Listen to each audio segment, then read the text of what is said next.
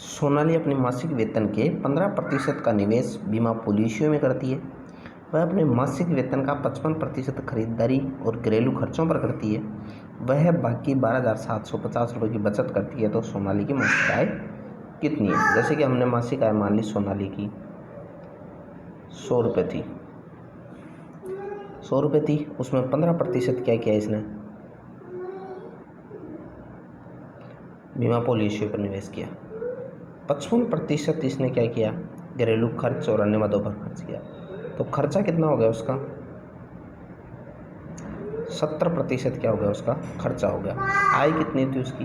100 रुपये। 70% क्या हो गया उसका? खर्चा हो गया, यानी कि 30% क्या होगी उसकी? बचत होगी। प्रतिशत रुपये में कितनी है? 30 है, और प्रतिशत रुपये में 30 प्रतिशत और रुपये में कितनी? 12,750 है, यानी कि 30% बराबर 12,750। यानी 100% पुलिस आए तो 100% बराबर कितना हो जाएगा? 12,750 गुणा में 100 बटे में 30, 0, 3 चौक 12, 3 दूनी 6, 3 पंजू 15, यानी कि 42,500 रुपये क्या हो गई उसकी? आय हो गई सोनाली की। प्रवीण अपनी आय का 20% शिक्षा पर तथा शेष का 70% घरेलू मदों पर खर्च करता है।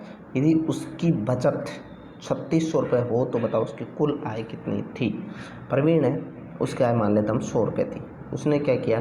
20% क्या किया? शिक्षा पर खर्च किया। तो 100 का कितना बचा? 80% बचा, ये इसकी बचत रही। फिर ये जो शेष है उस पर क्या 70% घरेलू मदों पर खर्च करता है, तो इसकी बचत कितनी होगी? 30 होगी। ये हो गई प्रतिशतता में बचत कितनी? 24%। रुपयों में कितनी है? 3600। तो 3600 सोल्व करेंगे तो 900 बटे में 24, 12 दूनी 24, 12 दिया 36। उसकी इनकम हो गई कितनी? 15,000 रुपये। प्रवीण की मासिक आय हो गई। अगला क्वेश्चन है कि मनोज अपनी आय का 33% खाने पर खर्च करता है। उसे अपने वेतन में 1,000 रुपये की वृद्धि प्राप्त हुई, लेकिन उसने खाने पर खर्च नहीं बढ़ाया, जिसके कारण खाने पर उसका खर्च कम होकर 27% हो गया। उसका प्रारंभिक वेतन कितना था? मान लेते हैं हम प्रारंभिक वेतन कितना था उसका? X रुपये था। फिर क्या करता था वो? 33% खाने पर खर्च करता था, तो उससे शेष क्या होगी? उसकी बचत हो गई। अब कह रहा है कि उसकी आय में कितने की? 1,000 रुपये की वृद्धि हो गई, ठीक है, और उसके खाने पर खर्च कम होकर कितना हो गया? 27%। 27% हो गया। पहले कितना था? 33%। अब कितना हो गया? 27% हो गया, और दोनों क्या है? बराबर है। तो यानी कि x का 33% बराबर x प्लस 1,000 का 27%, यानी कि खर्च खाने पर कोई बदलाव नहीं हुआ।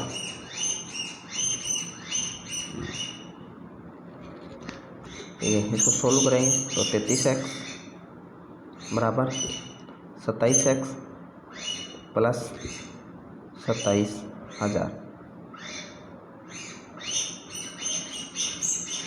एक्स को इधर लेके आएंगे तो 33x माइनस 27x बराबर 27,000।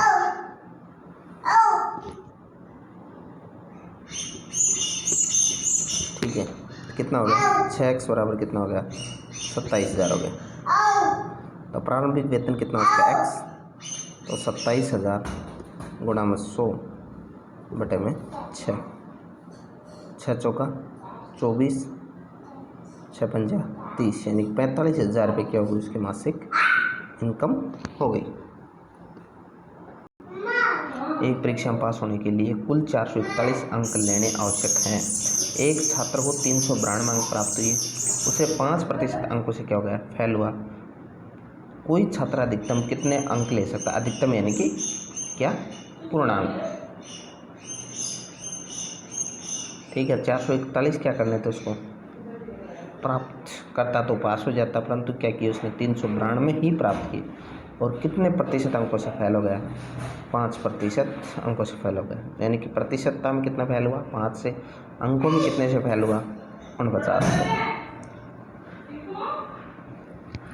तो पूर्णांक बराबर हो जाएगा, इसको सरल करेंगे हम तो 49 गुणा 100 बटा 5 यानी कि 20। 0 9 दूनी 18 4 दूनी 8 1 9 980 क्या हो गया? टोटल पूर्णांक हो गया। किसी कॉलेज में लड़के और लड़कियां 3:2 में हैं। यदि 20% लड़के और 25% लड़कियां क्या हैं? बालिग हैं, तो कितने विद्यार्थी बालिग नहीं हैं? यानी कि बॉयज और ये गर्ल्स। लड़के कितने हैं? 3:2 में, यानी कि हम मान लेते हैं 100। तो 100 का 3 अनुपात कितना हो जाएगा? 60। ये कितने हैं? 40। अब कह रहा है 20% लड़के और 25% लड़कियां क्या हैं? बालिग हैं। कितने प्रति विद्यार्थी बालिग नहीं है, यानी कि नाबालिग? तो बालिग टोटल में से बालिग घटा देंगे, नाबालिग बच गई। तो 20% बालिग है तो 80% क्या हो गए? नाबालिग हो गए।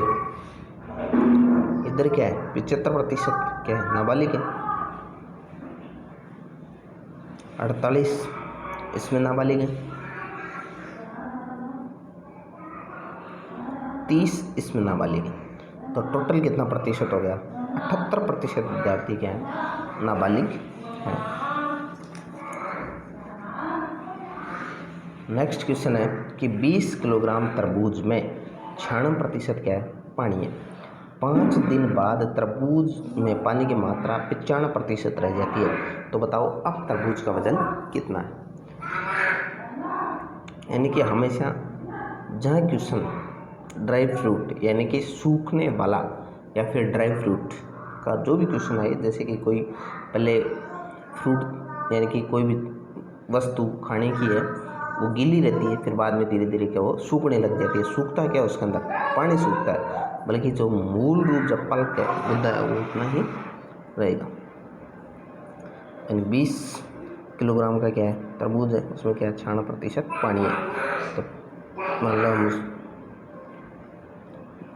मुद्दा कितना था उसका? x था। अब पहले कितना था?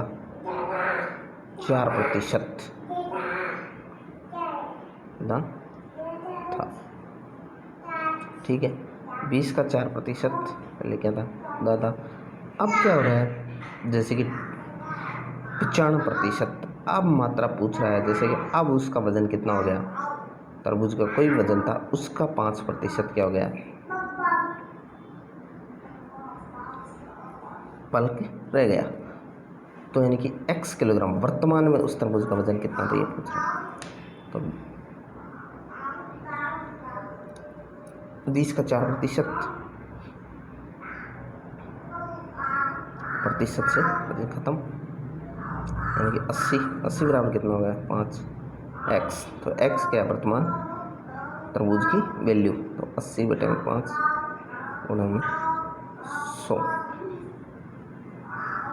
हो गया 16 किलोग्राम। वर्तमान में क्या हो गया? इसका वजन हो गया। सरजीत सिंह का वेतन रणजीत के वेतन का 80% है और लतिका के वेतन का 120% है। यदि रणजीत का वेतन 15,000 रुपये हो तो सुरजीत सिंह का वेतन कितना है? 3 आदमी हैं, एक सुरजीत सिंह है, एक रणजीत सिंह है और एक क्या है? लतिका है। तो क्या कह रहे हैं? रणजीत के वेतन का 80% किसका है? सुरजीत सिंह का वेतन है। तो रणजीत है, ये सुरजीत हो गया और ये तीसरा आदमी हम मान लेते हैं लतिका है। इसको हम रेशियो में निकाल लेते हैं। तो सुरजीत सिंह का वेतन रणजीत के वेतन कितना है? 80%। जैसे रणजीत का 100 है तो सुरजीत का कितना है? 80। और लतिका के वेतन का 120% है। किसका? सुरजीत सिंह का वेतन। सुरजीत सिंह का वेतन है वो लतिका के वेतन का 120 है। ठीक है, तो हम इसको अनुपात में सरल करेंगे।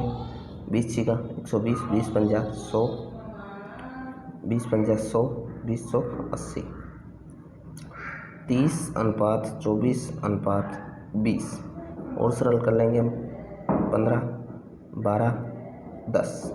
इसका क्या हो गया, अनुपात आ गया। अभी यदि रणजीत का वेतन कितना है 15,000 रुपये, इसका ये तो अनुपात में आया और इसका वास्तविक कितना वैल्यू है 15,000, तो नहीं कितना हो गया 1,000 गुणा हो गया। तो किसका पूछ रहा है, सुरजीत सिंह का। सुरजीत सिंह ये है, इसका 1,000 गुणा कितना हो जाएगा 12,000 रुपये सुरजीत सिंह की क्या हो जाएगी, आय हो जाएगी। नेक्स्ट क्वेश्चन है कि चावल के मूल्य में 25% कमी होने पर कोई व्यक्ति 600 रुपये में 10 किलोग्राम चावल अधिक खरीद सकता है, तो चावल का प्रति किलोग्राम का घटा हुआ मूल्य इसका मतलब वर्तमान मूल्य पूछ रहा है, ठीक है। जैसे कि हम पहले क्या करता था, पहले की बजाय वो 600 रुपये में 10 किलोग्राम चावल अधिक खरीदता है। जैसे कि पहले 600 रुपये में कितना खरीदता था, पहले उसकी वैल्यू थी मान लो x रुपये किलो चावल थे, तो इतने किलो को चावल आ गए। अब क्या कह रहे हैं कि भाव उसका क्या हो गया, कम हो गया, तो 600 रुपये में कितने आएंगे चावल, x का कितना 75% ही उसको देना है, और इन दोनों का अंतर कितना है, पहले इतने चावल आते थे अब इतने चावल हैं, इन दोनों कितना है 10 किलो का अंतर है, ये 75%। तो इसको सरल करेंगे हम 600 x माइनस 600 सरल करेंगे नीचे तो 75x हो जाएगा, ऊपर कितना चला जाएगा 100 चला जाएगा, 75 25 100 कितना हो जाएगा 600 बटे में x माइनस इसको काट लेते हैं 200, यानी कि 800 बटे में x बराबर कितना है 10 किलो का अंतर, तो कितना आ जाएगा 200x बराबर 10। तो इसको प्लस में ले जाएंगे, पक्षांतरण कर लेंगे इसको इससे तो ये आ जाएगा, इधर आते 200 प्लस का हो जाएगा और ये कितना हो जाएगा 10x। तो x बराबर कितना आ गया 200 बटे में 10, यानी कि पहले का भाव कितना था 20 रुपये किलो था, तो वर्तमान भाव कितना हो जाएगा 20 का 75%, 75 25 100, यानी कि वर्तमान भाव कितना हो गया 15 रुपये किलो हो गया। राम अपनी आय का 20% खर्च करता है तब शेष बचा लेता है। अब उसकी आय में 30% की वृद्धि हो जाती है, तब बचत में 20% की वृद्धि हो जाती है। खर्च में कितने प्रतिशत की वृद्धि होगी, जैसे कि मान लो पहले राम की आय कितनी थी 100 रुपये थी, 20 रुपये क्या खर्च करता था 80 रुपये क्या करता था वो बचत करता था।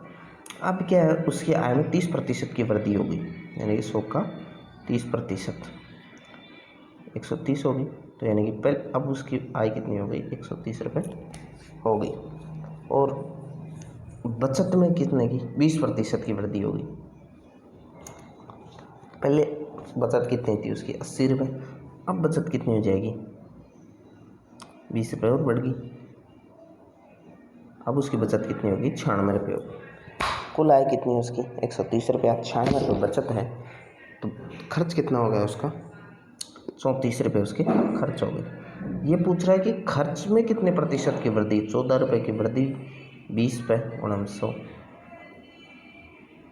यानी कि 70% क्या होगी उसकी खर्च में वृद्धि हो गई।